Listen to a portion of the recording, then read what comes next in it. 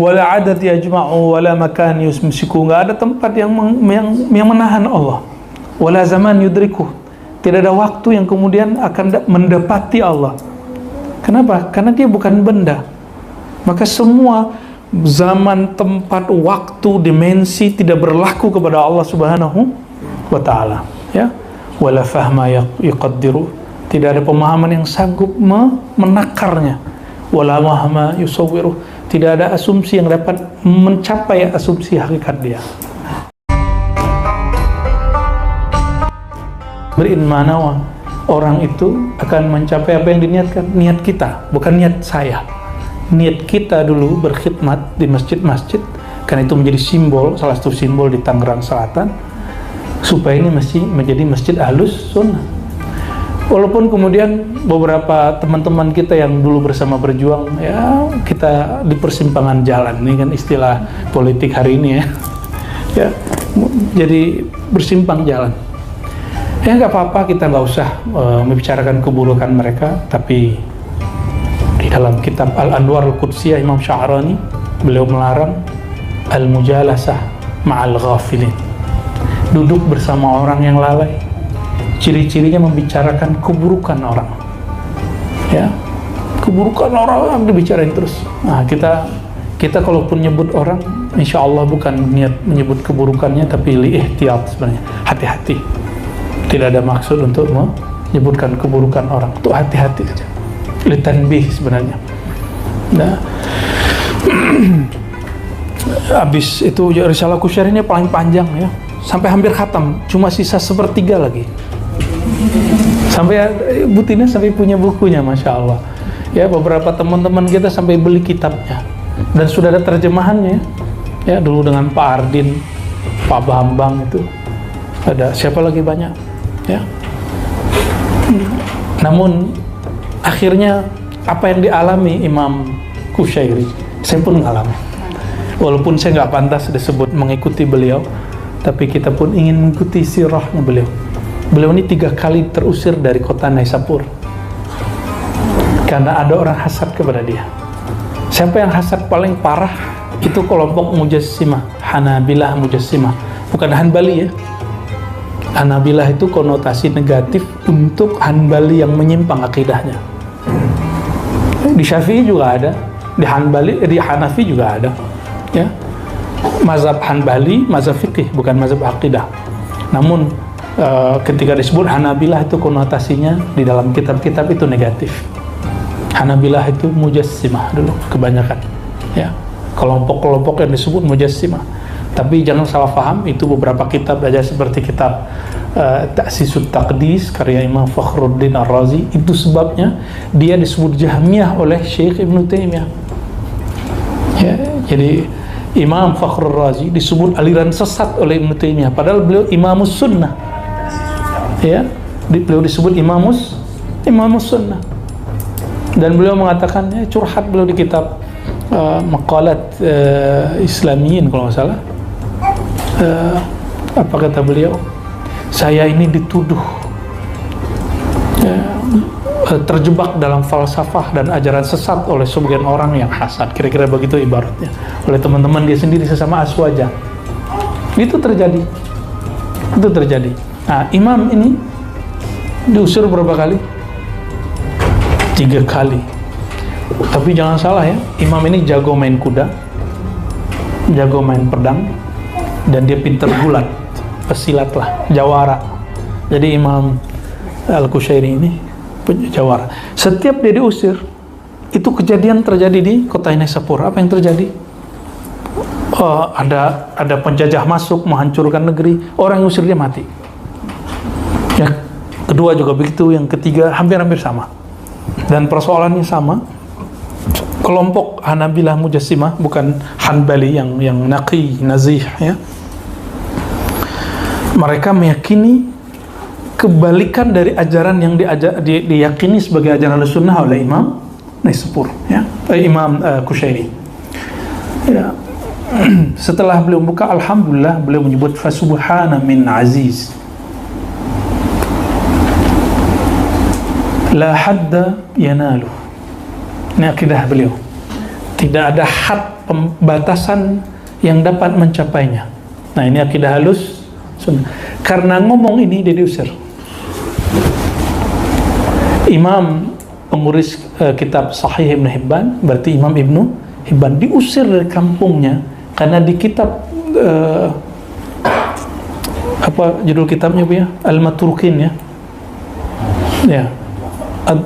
Yang Ibnu Hibban. Beliau menulis satu kitab tentang orang-orang yang bermasalah. Muqaddimah dia apa? Segala puji bagi Allah yang tidak ada haddalah, tidak ada batasnya. Nah, itu tertulis dalam disertasi saya. Mana disertasi itu? Saya coba ambil. Ya, itu ada di situ. Yang udah jadi buku Teologi Muslim Puritan. Itu kita tulis ulama-ulama Ahlus Sunnah yang terusir oleh kelompok ya. Yang mereka adalah pendahulu salafi hari ini sebenarnya ya, tapi saya udah nggak mau tengkar-tengkar lah ya, cuma kalau membahas secara ilmiah itulah pendahulunya, karena secara sanad nyambung dengan mereka. Diusir dari kampung sendiri, bayangkan coba. Yang ini cetakan ke berapa? Ketiga. Nanti kita cetak lagi karena cetakan sebelumnya saya wakafkan ke Ma'had Darus Sunnah. Nanti kita cetak versi ribat insyaallah ya, yang akan dicetak dalam waktu dekat, Teologi Sufi Nusantara ya, Teologi Sufi Nusantara. Terus setelah itu Aqidah Sufi Ibn Arabi. Insyaallah bulan depan berampung kitabnya, bukunya ya. Itu dari buku saya yang pertama dulu, waktu S1. Sebenarnya bukan pertama, sebelumnya saya nulis buku beberapa tentang dalil-dalil bertorikot, tapi filenya hilang. Yaitu semua persoalan torikoh yang diperdebatkan orang saya udah tulis. Alhamdulillah hilang. Karena niatnya dulu ingin berdebat dengan salafi. Ya, alhamdulillah hilang. Ternyata kita niatnya bukan itu. Niatnya karena Allah, lalu membantu kawan-kawan kita yang syak mengenai amalan dia. Ya, maka saya pun sekarang sudah gak berniat lagi nulis buku untuk menghajar Wahabi, itu gak perlu. Kita untuk menghajar diri kita sendiri aja, ya, untuk memperkuat kawan-kawan kita. Maka kalau ada salafi yang tersinggung dulu ya, astaghfiru minkum, mohon maaf ya. Kami akan lebih sibuk mengurusi diri kami sendiri ya. Ya, kita fastabiqul khairat. Ya, karena semuanya merasa paling benar. Tapi kami insya Allah tidak akan merasa paling benar. Kita selalu mengatakan kami berusaha mendekati kebenaran. Ya, semoga Allah mengizinkannya. Ya. Wala adda yahtaluh, wala amada yahsur. Ya. Tidak ada bilangan yang sanggup menghitungnya. Tidak ada waktu yang sanggup untuk membatasinya. Wala ahad yang suruh, tidak ada seorang pun yang membantunya. Jadi malaikat itu bukan pembantu Allah. Allah nggak butuh. Allah nggak memerlukan malaikat. Malaikat yang perlu Allah. Malaikat yang perlu dibantu oleh Allah Subhanahu wa Ta'ala. Wala walad yashfa'u, nggak ada malaikat, nggak ada anak, nggak seperti dewa apa tuh Jupiter gitu ya. Dewa apa? Zeus punya anak. Ya, anaknya apa? Doami ya. Dewa apa?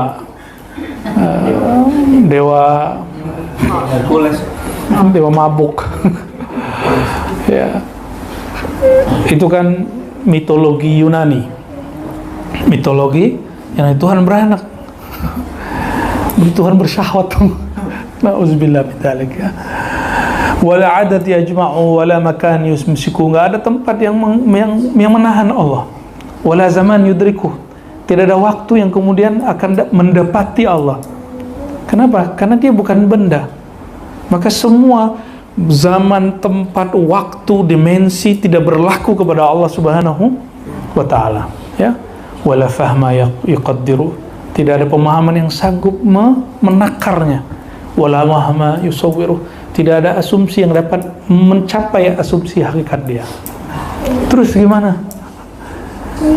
Berarti Allah itu nggak pakai ini. Akal ini aja nggak sanggup memberi analog. Apa arti analog? Apa arti analog? Perumpamaan. Hanya sanggup memisalkan, menganalogkan, tidak sanggup mencapai hakikat Allah Subhanahu wa ta'ala. Ini bermukadimah lah ya.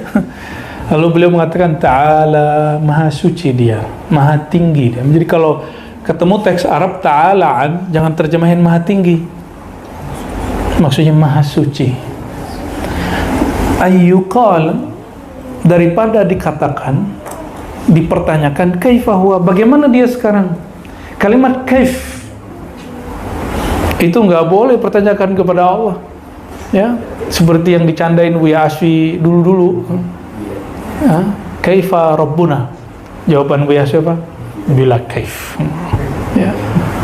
Tanpa kaif. Kaif itu artinya apa? Cara, media, keadaan. Kaif itu pertanyaan keadaan. Bagaimanakah keadaannya Allah? Itu pertanyaan yang tidak boleh muncul di kepala. Muncul antum sakit otak nanti. Itu sebab ada orang beragama gila. Mau gila? Oke, nanya aja macam-macam tentang Allah. Ya. Dan orang yang paling gila dulu itu sebagian kelompok Yahudi yang bertanya kepada Nabi, kita diciptain Allah, terus yang ciptain Allah siapa? Itu gila itu, Yunun. Ya.